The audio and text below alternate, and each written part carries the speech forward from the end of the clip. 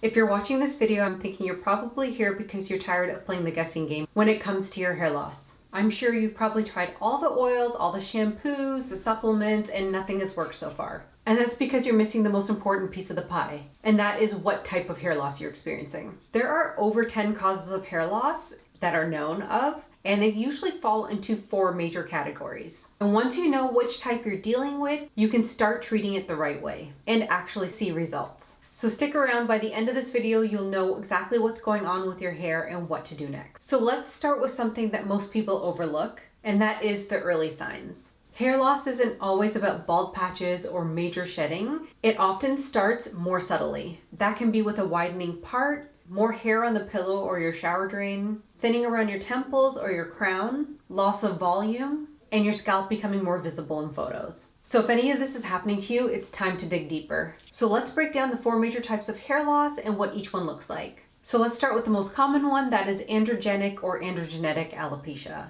which is also known as male or female pattern hair loss, which is usually genetic, not always, but oftentimes is genetic. So that's when in women you see thinning at your center part or your crown area, and then in men it's like that receding hairline look, or at your temples. It often runs in your family, so it can be genetic, and it's more of a slow and progressive type of hair loss. This one is super common and usually hormonal. So what's happening is DHT, which is a form of testosterone, is shrinking your hair follicles over time. That causes the hair to become weaker and weaker until it falls out. And then usually what will happen is that follicle will no longer grow hair. The second one is called Telogen Effluvium, which is also known as stress-induced shedding. So this looks like sudden diffuse shedding, and diffuse means all over the place, no rhyme or reason. And you'll find that you can even see handfuls of hair falling out. And the triggers for this are usually illness or trauma. It can be postpartum. It can also take place with crash dieting. So a lot of people that are on any of the semaglutide or tirzepatide medications can be experiencing this type of hair loss, as well as it can be caused by chronic stress. And you'll usually see this occur about 2 to 3 months after the initial event. The good news about this type of hair loss is that it often resolves itself once the initial stressor is removed, but not always.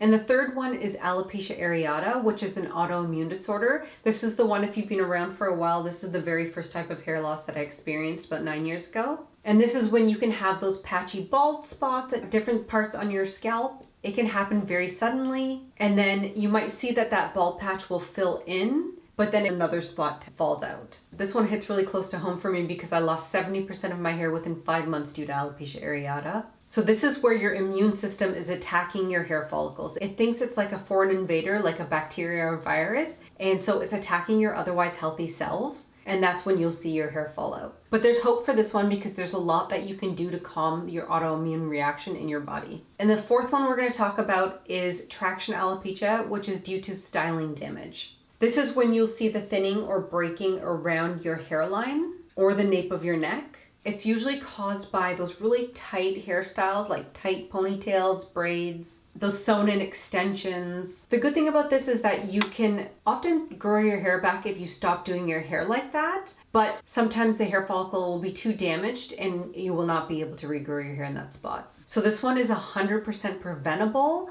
and often reversible if caught in time. So next, let's talk about how to identify your type of hair loss. So get your phone or your notepad out. We're gonna make this really easy. I'm gonna ask you a bunch of questions and you're just gonna note down your answer. So question 1, is your hair falling out all over the place or is it just in one concentrated area? If it's all over, that means it could be telogen effluvium or possibly androgenic alopecia. If it's in one area, it could be alopecia areata or traction alopecia. The second question, did this happen suddenly or gradually over time? Suddenly might mean that it's telogen effluvium or alopecia areata. Gradually can indicate androgenic or traction. Question 3, have you experienced any recent stress, an illness, childbirth, or a major diet change? If yes, then it could be due to telogen effluvium. Question 4, do you wear tight hairstyles or extensions often? If yes, that could indicate traction alopecia. Question 5, do you have any family history of hair loss? If yes, that could indicate androgenic alopecia.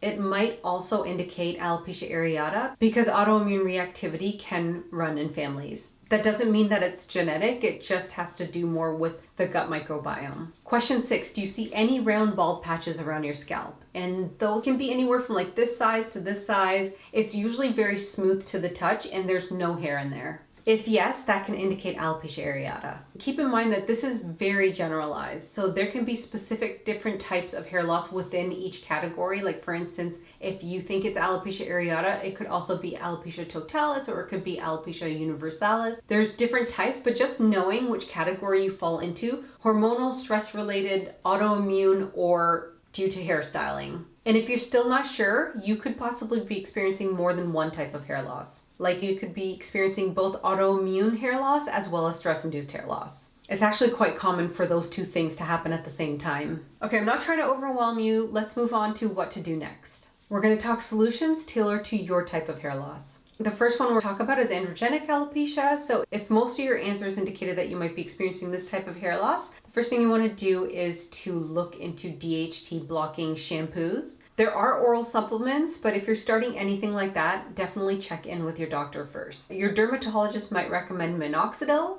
The only thing that you have to keep in mind about minoxidil is that you need to use it every single day, and then the recommendation is that you wash your hair daily as well. So if you are going to be able to be committed to that lifestyle, you can give it a try. Also keep in mind that it's one of the things that once you start it, you can't really stop it, because if you stop it, your hair will just fall out all over again. So it's an ongoing treatment. Another thing that is really effective for androgenic alopecia is red light therapy. You guys know I love red light therapy and talk about it all the time on my channel. If you want to know more about the one that I use, I'll pop the link and discount code for you guys in the description box. Another thing you can try is microneedling or dermastamping and then using oils and serums with it. I personally love dermastamping, and I do prefer it over microneedling just because there's less risk of getting your hair caught into those microneedling rollers. And keep in mind that this is a long-term commitment. Because androgenic alopecia happens gradually over time, you have to keep up with these efforts, but it's just like taking care of your skin, taking care of your body. These are things that you're going to be doing ongoing anyways. Taking care of your scalp and your hair is another type of thing like that. Okay, now let's talk about what you can do for telogen effluvium. First of all, you want to identify the stressor that has caused the telogen effluvium to kick in the first place. What major event happened in your life 3 months ago that caused a big change, or if you can think back on a time a few months ago where something was causing you anxiety, really think about that. And it really does help to talk to a mental health professional. Other things you can do is nutritional support. So think consuming more protein, iron, zinc, B12, and vitamin D. You want to focus a lot on scalp massages and be very gentle with your scalp. Implement stress management techniques like meditation, walking, mindfulness practices that you can do throughout the day. Watching funny things, that's one of my favorite things to do, is just watch something really funny. That will help so much with stress. And if you know that you are prone to this type of hair loss, I would avoid crash dieting. So now we're going to talk about alopecia areata, what you can do for that. Now, I do have a lot of videos with a lot of information on how to deal with alopecia areata. But to sum it up, if those are low, you want to supplement them. Low levels of vitamin D have really been linked with alopecia areata, so that's an important one and a good one to supplement. Next, you can look into stress management. So I kind of went over a few of the things that you can do for that already, but you really want to focus on that daily. I love red light therapy for alopecia areata or any sort of autoimmune related hair loss. It's fantastic. And the biggest one I would say would be looking into your diet. So if you are consuming any of the really inflammatory foods in your diet, like very processed foods, a lot of gluten, a lot of dairy, definitely scale back on that.